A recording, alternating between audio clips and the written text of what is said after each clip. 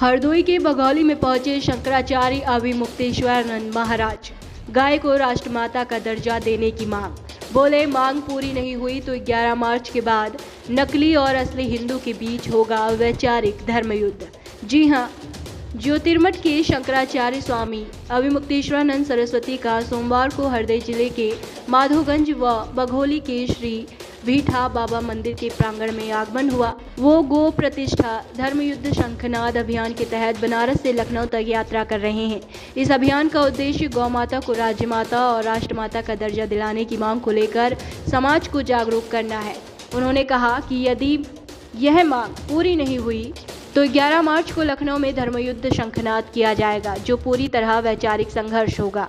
अपने संबोधन में शंकराचार्य ने भारत को ज्ञान और धर्म की भूमि बताते हुए कहा कि यहाँ व्यक्ति अपने कर्मों से पुण्य और पाप अर्जित करता है। उन्होंने हरदोई को पौराणिक दृष्टि से महत्वपूर्ण बताते हुए कहा कि यह क्षेत्र हिरण्यकश्यप की भूमि के रूप में जाना जाता है, जिसका उल्लेख भागवत कथा में भी मिलता है। उन्होंने गौरक्षा के मुद्दे पर चिंता जताते हुए कहा कि पिछली पशुधन गणना के अनुसार देश में गायों की संख्या में 15 से 20 लाख तक की कमी आई है। उन्होंने आरोप लगाया कि एक ओर गायों की संख्या घट रही है तो वहीं दूसरी ओर गोहत्या से जुड़ी कंपनियों से इलेक्टोरल बॉन्ड के जरिए राजनीतिक चंदा लेने की बातें सामने आ रही हैं। शंकराचार्य ने कहा कि यदि गौ माता को राष्ट्रमाता का दर्जा नहीं दिया गया तो 11 मार्च के बाद वैचारिक स्तर पर बड़ा आंदोलन शुरू होगा।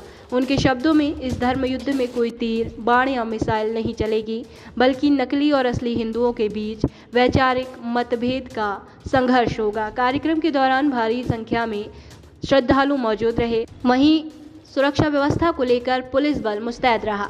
राष्ट्रीय प्रस्तावना के लिए बघौली हरदोई से जितेश गुप्ता की रिपोर्ट।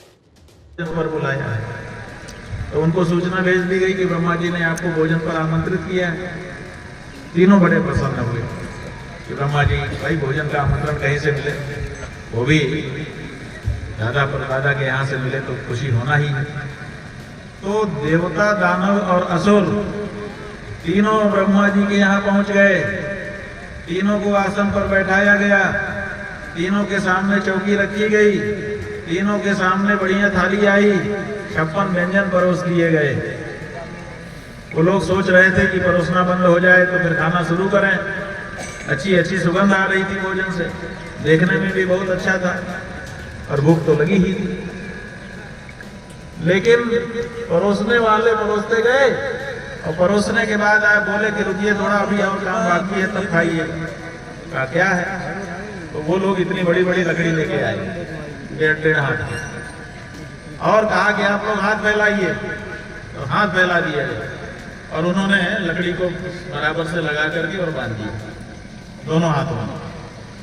अब देवताओं के दोनों हाथ ऐसे सीधे बांध दिए गए, उड़ नहीं सकता